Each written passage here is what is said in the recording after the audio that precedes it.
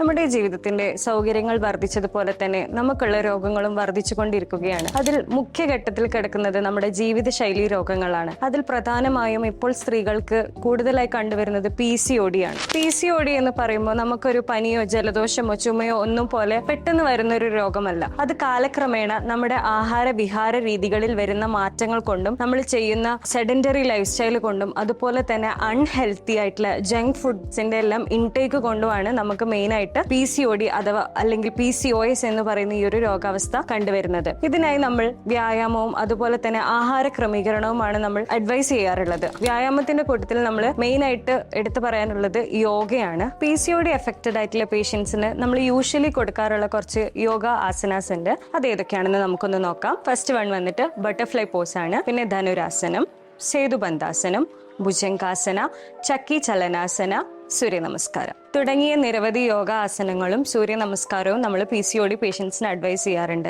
ഇത് അവരിൽ കണ്ടുവരുന്ന അമിതമായ വണ്ണവും അതുപോലെ തന്നെ PCOD മൂലം മൂഡ് സ്വിങ്സ്, സ്ട്രെസ്, ഡിപ്രഷൻ ഇങ്ങനത്തെ ഒരുപാട് കണ്ടീഷനും അവരിൽ കാണപ്പെടാറുണ്ട്. ഇങ്ങനത്തെ എല്ലാം കണ്ടീഷനും ഒരു പരിഹാരമാണ് നമ്മുടെ ഈ ഒരു യോഗ പ്രാക്ടീസ് എന്ന് പറയുന്നത്. സോ നിരന്തരമായി ഇത് പ്രാക്ടീസ് ചെയ്ത് കഴിഞ്ഞാൽ നമ്മുടെ ഈ ഒരു PCODയുടെ ലക്ഷണങ്ങളും അതുപോലെ തന്നെ ഈ ഒരു രോഗാവസ്ഥയും നമുക്ക് മറികടക്കാവുന്നതാണ്.